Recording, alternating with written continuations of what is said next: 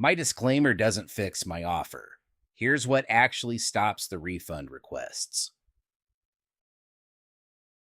You added the disclaimer. You put results not typical right where it needed to go, maybe even bolded it. You added the income disclosure at the bottom of the page like you were told to. And the refund requests kept coming anyway. The angry replies kept coming anyway. Somewhere in the last few weeks, you've probably thought some version of this. My disclaimer doesn't fix my offer, and I don't know why I thought it would. You thought it would because that's what you were told to think. Somewhere along the way, add a disclaimer got repackaged as a fix instead of what it actually is, which is a legal cover. A disclaimer protects you from a lawsuit. It does not protect you from a customer who feels lied to. Those are two completely different problems wearing the same outfit, and most of the compliance advice circulating in this space treats them like the same thing on purpose, because selling you a 5-minute fix is easier than telling you the truth. What the disclaimer was actually built to do. A disclaimer exists to establish that you told people something wasn't guaranteed. That's it. It's a record. If someone ever tries to claim you promised them a specific outcome, the disclaimer is your evidence that you didn't. It does its job perfectly well in that narrow lane. But the person requesting a refund isn't reading your disclaimer language back to you in their complaint. They're not saying you violated your results not typical clause. They're saying the offer didn't do what they expected it to do, and the disclaimer was sitting right there the whole time, unread, unconsidered, completely irrelevant to how they felt the moment the product underdelivered. A disclaimer changes your legal exposure. It does not touch the gap between what someone expected and what they got. That gap is the actual source of every refund request you've had. The offer is where the promise actually lives. Here's the part that's uncomfortable to sit with. The promise your customer is reacting to was never made in the fine print. It was made in the headline, the bonus stack, the urgency countdown, the screenshots, the tone of the whole page. That's where expectations get built. The disclaimer sits underneath all of that, quietly contradicting everything above it, and customers respond to the loud part, not the quiet part.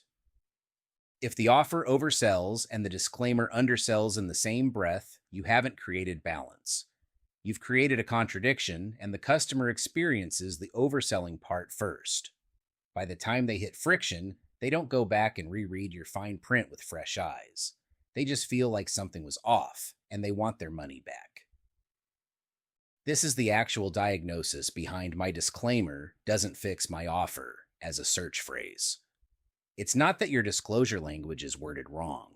It's that the offer sitting above it was never built to match what it can honestly deliver, and no amount of legal language underneath changes that math.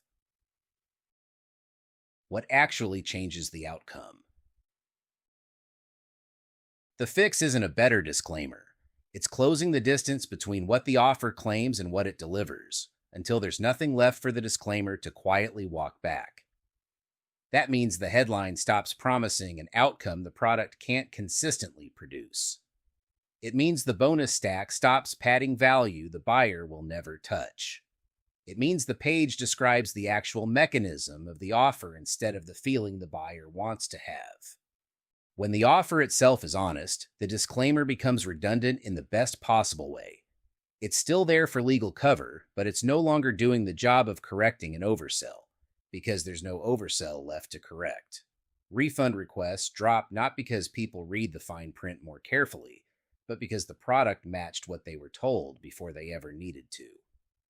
This also changes how you feel selling it. An honest offer doesn't require you to hope nobody reads too closely.